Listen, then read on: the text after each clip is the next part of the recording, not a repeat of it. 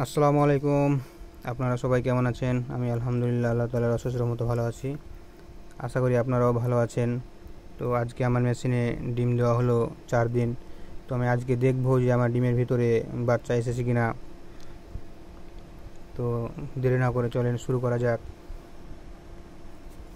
প্রথমে আমি একটি ডিম নিব। এই ডিমটা নিলাম। তারপরে মোবাইলের একটা লাইট দিয়ে আমি দেখব।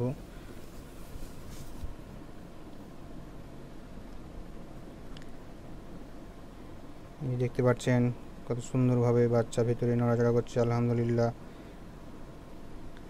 আলহামদুলিল্লাহ বাচ্চা সুন্দরভাবে চলে এসেছে। আপনারা চাইলে এইভাবে চেক করে নিতে পারেন এই ডিমের ভেতরে বাচ্চা এসেছে কি না।